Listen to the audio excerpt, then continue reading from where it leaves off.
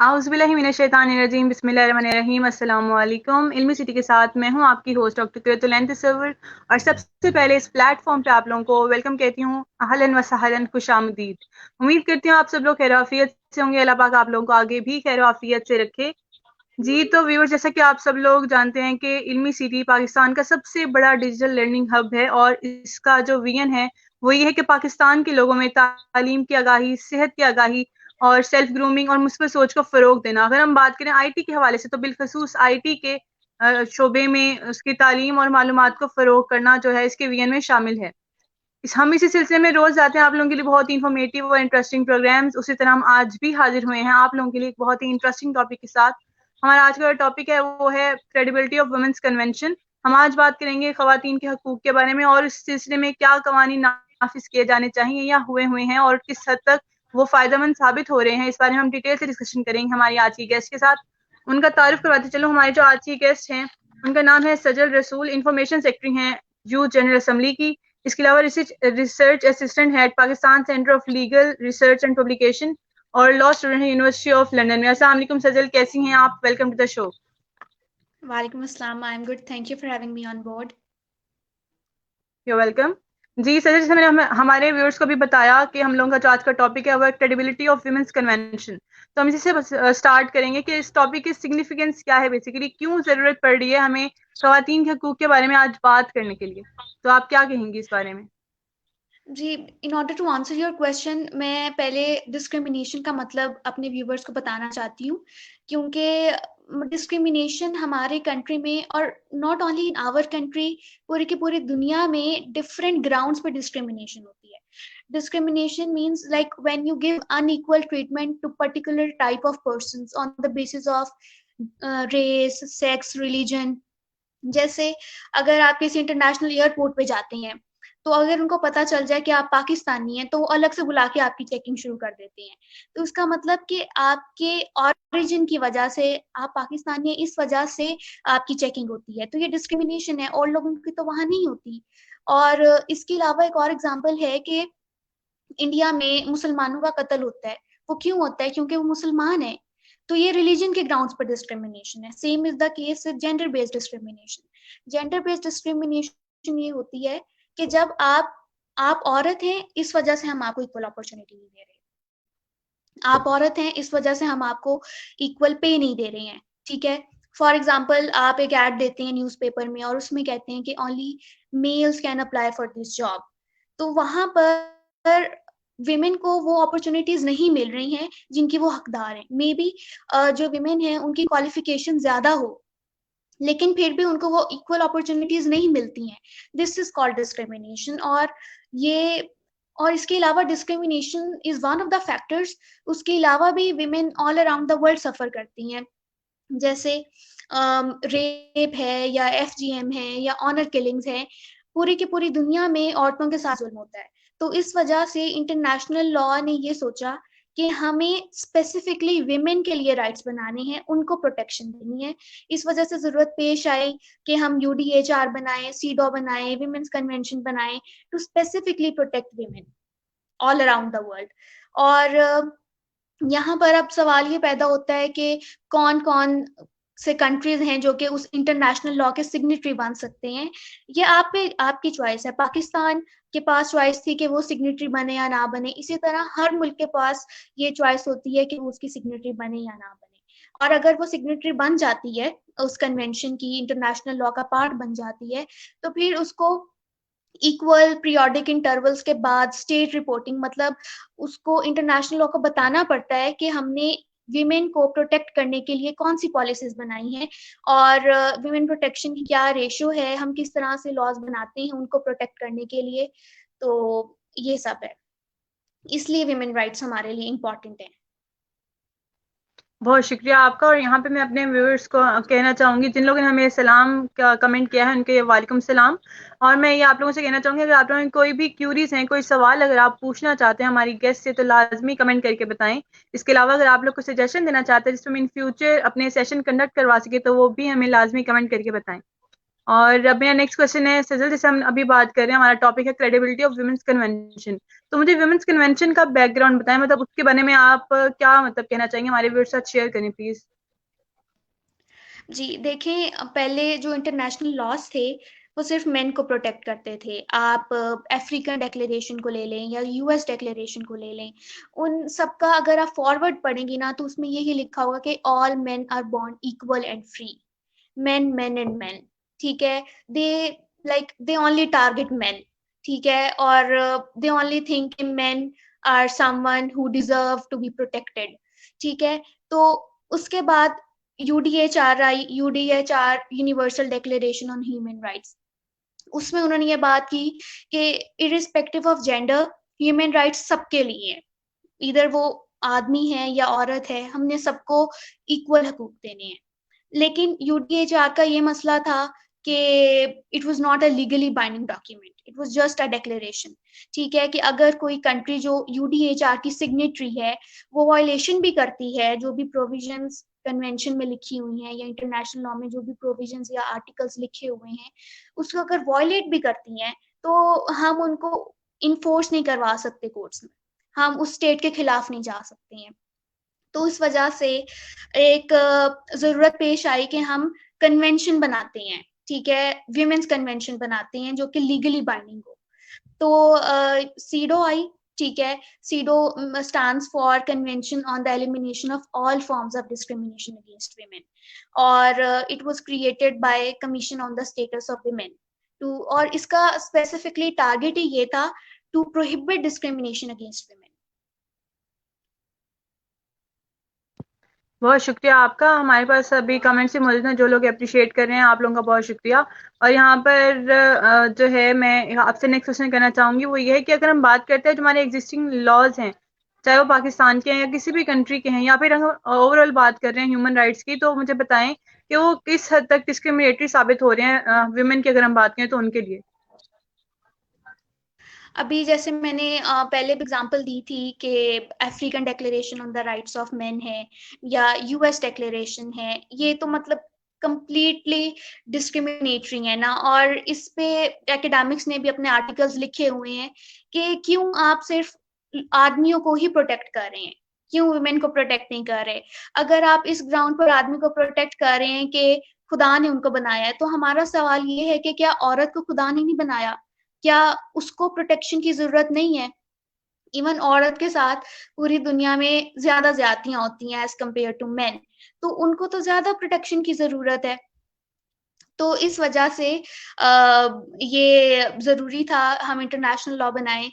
और जहां तक क्रेडिबिलिटी का सवाल है, तो डिस्क्रिमिनेटरी आर्टिकल्स भी हैं कुछ, लेकिन ऑन द अदर हैंड कुछ ऐसे हमारे लॉज भी हैं जो कि विमेन को प्रोटेक्ट करते हैं, जैसे यूडीएचआर है या आईसीसीपीआर है, आईसीईएससीआर है, विमेन्स कन्वेंशन है, सीडो है। तो इन सबका एम यही है ना कि हम विमेन को प्रोटेक्शन दें, और इसका हरगिज ये मतलब नहीं है कि हम विमेन को मेन से ज्यादा राइट्स दे रहे हैं। इसका ये मतलब है कि हम दोनों को इक्वल राइट्स दे रहे हैं। तो बहुत सारे लोग ये एज्यूम कर लेते हैं कि नहीं, आप औरतों को ज्यादा राइट्स देते हैं, उनको इक्वल अपॉर्चुनिटीज नहीं, बल्कि विमेन ज्यादा शोर मचाती हैं तो उनको हम ज्यादा राइट्स दे देते हैं, ठीक है। और अब तो लॉज भी ज्यादा विमेन के लिए बन रहे हैं। ऐसी बात नहीं है। सीडो में खुद भी ये बात लिखी हुई है एक आर्टिकल में कि नहीं, ये डिस्क्रिमिनेटरी नहीं है, हम बात ये करते हैं कि आपने इक्वल अपॉर्चुनिटीज देनी है दोनों जेंडर्स को। ठीक है, हो गया, बहुत शुक्रिया आपका सजल। और यहाँ पे हमारे पास एक कमेंट है, मैं चाहूंगी आपके साथ शेयर करना। वो कमेंट हमारे पास है, चौधरी तौसीक कह रहे हैं, क्या यहाँ वो बात तो नहीं हो रही, मेरा जिस्म मेरी मर्जी। तो आप इनको जरा क्लियर कर दें कि असल में हम आज किस पॉइंट ऑफ व्यू से बात कर रहे हैं। नहीं, मेरा जिस्म मेरी मर्जी की डिफरेंट इंटरप्रिटेशंस हैं। यहाँ मैं हरगिज एक वेस्टर्न इंटरप्रिटेशन है मेरा जिस्म मेरी मर्जी की, मैं हरगिज उसकी बात नहीं कर रही। मेरा जिस्म मेरी मर्जी का मतलब है कि नो रेप, से नो टू रेप, ठीक है। कि आप रेप नहीं कर सकते। देखिए पूरी दुनिया में रेप रेट्स कितने हाई हैं, उसकी बात रेप को आप इसके अंदर ला सकते हैं। उसके अलावा बॉडी शेमिंग, ठीक है, कि आप किसी का मज़ाक बना लेते हैं कि ये मोटा है, अगर लड़की मोटी हो तो उसको मोटा-मोटा कहना शुरू हो जाते हैं और यहाँ पर ना दुनिया हर किसी को क्रिटिसाइज़ करती है, ज बंदा चाहे जैसा मर्ज़ी भी है। किसी न किसी बात पर ना दुनिया का काम ही है कि उसने किसी न किसी बात पर, किसी न किसी पॉइंट को पकड़ के उसको क्रिटिसाइज़ करना है। तो यहाँ पर मेरा जैसे मेरी मर्ज़ी में बॉडी शेमिंग की बात आ जाती है, ठीक है? और उसके अलावा ऑनर किलिंग्स, ठीक कि एक औरत जो काम कर रही है, इज़्ज़त के नाम पे उसका कत्ल क्यों हो रहा है? उसकी अपनी लाइफ़ है, ठीक है? तो ये भी ज़्यादा प्रॉब्लम एशियन कंट्रीज़ में है। और हमारा जो अगला मैं आगे इसको बताऊँगी कि इंटरनेशनल लॉ को ये सारी बातें, ये सारे इश्यूज़ नहीं पता जो कि स्पेसिफिकली एशियन औरतें सफ़र करती हैं, वो फेस करती हैं। उन्होंने तो अपने यूरोपियन कंट्रीज़ का जैसा निज़ाम है, उस हिसाब से अपने लॉज़ क्रिएट किए हुए हैं और हमारे लिए भी उनको बनाया हुआ है। लेकिन हमारी औरतें जो इश्यूज़ फेस करती हैं, उनका उनको अंदाज़ा भी नहीं है। तो इस वज़ह से ये एक इंटरनेशनल लॉ की शॉर्टकमिंग है। बहुत शुक्रिया आपका। मुझे उम्मीद है चलतोसी का आपको आपके जो क्यूरी आपने की थी आपने जो मतलब आप समझ रहे थे बात के भाई हम आज बात करें मेरे जैसे मेरी मर्जी, आपको वो अच्छे से क्लियर हो गया हो कि हम असल में आज बात क्या कर रहे हैं। तो सजीला भी आपने बात की कि उनको पता भी नहीं है कि किस तरह के इश्यूज जो हैं वो एशियन वीमेन जो हैं वो उनको सामना करना पड़ रहा है। तो किस जी, तरह से जो बिल्कुल। है उनको बताया जाए कौन से लॉज ऐसे बनाए जाए या क्या किया जाए या क्या किया गया है अब तक, आप उस बारे में हमारे व्यूअर्स के साथ क्या शेयर करेंगे? इसके लिए ज़रूरी ये है कि हमारा जो अपना कंट्री है, उसको ऐसे लॉज़ बनाने चाहिए, उसको ऐसी पॉलिसी बनानी चाहिए जो कि स्पेसिफ़िकली क्योंकि देखिए, आपका घर है, आप बेहतर जानते हैं अपने घर के बारे में, उसको किस चीज़ की क्या ज़रूरत है और हमारी औरतों की क्या नीड्स हैं, कहाँ-कहाँ उनके साथ ज़्यादती होती है। हमारा मुल्क अच्छी तरह से अपनी वुमेन को कैटर कर सकता है, बजाए इसके एक इंटरनेशनल लॉ है जो कि पूरी दुनिया के लिए बना हुआ है। तो हमारे लॉज़ जैसे यहाँ पर सीडॉ ने बात की थी कि हमने मैटरनिटी लीव्स देनी है, औरत को पेड मैटरनिटी लीव्स मिलनी चाहिए। तो हमारे कंट्री ने एक मैं कहती हूँ कि बहुत एक सुपर्ब स्टेप लिया, एक एक्ट बनाया 2019 में मैटरनिटी एंड पैटर्निटी एक्ट 2019 और उसके अंदर यही था कि आपको 6 मंथ्स की पेड मैटरनिटी लीव मिलेगी on the birth of your first child. फिर उन्होंने सेकंड चाइल्ड के वक़्त, थर्ड चाइल्ड के वक़्त अपने सेपरेट लॉज़ बनाए। उसके अलावा ईएसटी कोड है, उसमें भी फेडरल जो हमारी गवर्नमेंट है, उसने फीमेल जो सिविल सर्वेंट्स हैं, उनको भी पेड मैटरनिटी लीव्स अलाउ की। तो बेहतर ये है कि हमारी जो स्टेट है, वो लॉज़ बनाए, वो पॉलिसीज़ ऐसी बनाएँ जो कि हमारी वुमेन की स्पेसिफिक नीड्स को कैटर कर सकें। बहुत शुक्रिया सजल आपका। और यहाँ पे मैं अपने व्यूअर से कहना चाहूंगी जिन लोगों ने हमें अभी ज्वाइन किया उनको वेलकम। अगर आप लोगों के आज के टॉपिक से रिलेटेड कोई भी क्वेश्चन हैं तो हमें लाजमी कमेंट करके बताएं, या अगर आपको सजेशन देना चाह रहे हैं जिसमें हम इन फ्यूचर बात कर सकें, अपने जो है टॉपिक्स हैं अपने सेशन कंडक्ट करवा सकें, तो लाजमी हमें कमेंट करके बताएं। तो जी मेरा नेक्स्ट क्वेश्चन जो है वो मैं अब करना चाहूँ, क्योंकि हम लोग अगर देखें मेरा जैसे मेरी मर्जी से भी बात हुई थी, तो उसी पे मैं कहना चाहूंगी कि उस वजह से बहुत ही अलग सोच और वो सबके माइंड में ये है कि पता नहीं खवातीन के हकूक किस तरह के हैं, एक नेगेटिविटी चली गई सबके माइंड में। तो मुझे बताएं कि असल हकूक कौन से हैं जो खवातीन को मिलने चाहिए? देखें जो मेरा जिस्म मेरी मर्ज़ी है ना, उसके डिफरेंट इंटरप्रिटेशंस हैं और कुछ ऐसी इंटरप्रिटेशंस भी हैं जिसकी मतलब वो सही इंटरप्रिटेशंस नहीं हैं और बाकी मतलब इतना ज़्यादा वेस्टर्न वैल्यूज़ को इम्पोज़ कर लिया है हमने अपने आप पे और जो कि हमारी औरतों के लिए हमारा तो मज़हब है और हमें उसको एज़ अ गाइडलाइन यूज़ करना चाहिए। तो ये बात है और दूसरा आपने जो सवाल किया कि पॉलिसीज़ की बात है, तो हमें हमारी स्टेट को ऐसी पॉलिसीज़ बनानी चाहिए जो वुमेन को प्रोटेक्ट करें और जी, ये भी यही। आप क्या समझते हैं किस तरह की पॉलिसीज होनी चाहिए, अगर हम अपनी बात करें कंट्री की, अपनी कंट्री की बात करें या फिर हम यूएन की बात करें, कि किस तरह की पॉलिसीज जो हैं वो होनी चाहिए जो खवातीन के हकूक का तहफ़्फ़ुज़ कर सकें? देखिए, सबसे पहले तो आपका राइट टू लाइफ़, ठीक है? किसी के पास भी ये राइट नहीं है कि वो आपका कत्ल कर सके। इवन ऑनर किलिंग्स हैं या जैसे कहते हैं कि बच्ची पैदा होने पे पैदा होने से पहले ही उसको मार दिया जाता है। तो सबसे पहला जो हर बंदे का राइट है, मैं ये नहीं कह रही कि सिर्फ औरत का, ये हर जेंडर का राइट है। इवन मर्द औरत के अलावा जो होमोसेक्सुअल्स या ट्रांससेक्सुअल्स लोग हैं, एलजीबीटी राइट्स, उन सबका ये राइट है कि उनको राइट टू लाइफ तो सबसे पहले मिलना चाहिए। ठीक है, क्योंकि अगर राइट टू लाइफ नहीं होगा तो बाकी जो आपके एसोसिएटेड राइट्स हैं वो किस तरह से प्रोटेक्ट होंगे। ठीक है, दूसरा राइट टू फेयर ट्रायल। ठीक है, तीसरा ये कि आपको बगैर किसी चार्ज के डिटेन ना किया जाए। उसके अलावा आप जो डिटेंशन सेंटर्स हैं उनमें आपके साथ टॉर्चर ना किया जाए। उसके अलावा फंडामेंटल फ्रीडम्स, फंडामेंटल राइट्स आपको मिलने चाहिए। आपको राइट टू वोट तो इवन सारे कंट्रीज के पास ही आई थिंक अब, लेकिन पाकिस्तान में औरत के पास राइट टू वोट है। उसके अलावा बात ये होती है कि आपको ये अपॉर्चुनिटी दी जाए to represent your government at national and international level. आपको राइट टू वर्क दिया जाए, आपको अपनी मर्जी का प्रोफेशन चूज करने का राइट दिया जाए। ठीक है, ऐसा ना। दूसरी बात, ये भी बहुत इंपॉर्टेंट राइट है नेशनल और इंटरनेशनल लॉ में कि आप अपनी मर्जी से अपना लाइफ पार्टनर चूज कर सकें। आपके जो भी दो मेन कॉन्ट्रैक्टिंग पार्टीज हैं उनका कंसेंट लाजमी है इस पूरे मैरिटल कॉन्ट्रैक्ट में। तो ये राइट्स हैं सेफ वर्किंग कंडीशंस। ठीक है, कि एजुकेशनल इंस्टीट्यूशंस हैं या वर्क प्लेसेस हैं उसमें आपके साथ हरासमेंट ना हो, इस पे भी बहुत ज्यादा इम्फेसिस दिया गया है। बहुत शुक्रिया सजल आपका। और यहाँ पे मैं अपने व्यूअर से पूछना चाहूँगी, अगर आप लोगों को हमारे सेशन के दौरान कभी भी लगे कि मेरी या फिर हमारे गेस्ट की आवाज़ में कोई इशू आ रहा है, इंटरनेट इशू कहीं पे आ रहा है, कोई लैग आ रहा है, तो मैं लाजमी बताइएगा, क्योंकि आप लोग हमें देख रहे हैं और अगर आप लोगों की तरफ ही हमारे इंटरनेट इश्यूज शो होंगे तो हमारी जो बात है वो आप तक नहीं पहुंच सकेगी। हमें लाजमी कमेंट करके बताइएगा अगर आप लोगों को कोई भी इशू मेरी तरफ से या हमारी गेस्ट की तरफ से जो है वो फेस करना पड़ रहा है तो। जी सजल, अब मैं अपने नेक्स्ट क्वेश्चन की तरफ आऊंगी। और अभी जैसे आपने बात की बिल्कुल सही की, यहाँ पे अपने व्यूअर्स को भी ये कहना चाहूंगी कि जैसे आप लोग समझ रहे हैं कि हम बात कर रहे हैं नेगेटिव रोल जो है वो उससे खवातीन के नेगेटिव रोल के बारे में बात करें, ऐसा कुछ भी नहीं है। हम वेस्टर्न जो उनके असूल हैं उनके बारे में बात नहीं कर रहे हैं, हम बेसिक राइट्स जो हैं खवातीन के उनकी बात कर रहे हैं कि उनको कौन से जो हैं उनके हकूक, जो असल हकूक है, बुनियादी हकूक है, वो मिलने चाहिए। और हम इस्लाम की रूह के मुताबिक बात कर रहे हैं कि कौन से हकाइक की, वो जिन हकाइक की वो जिनका उनका हक रखते हैं उन वो हकूक उनको मिलने चाहिए। अब मैं यहाँ पे आपसे और बात करना यहाँ चाहूंगी, हम जैसे बात कर रहे हैं। जी जी।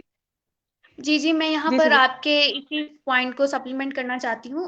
एक डिबेट चलती है यूनिवर्सलिज्म और कल्चर रिलेटिविज्म की।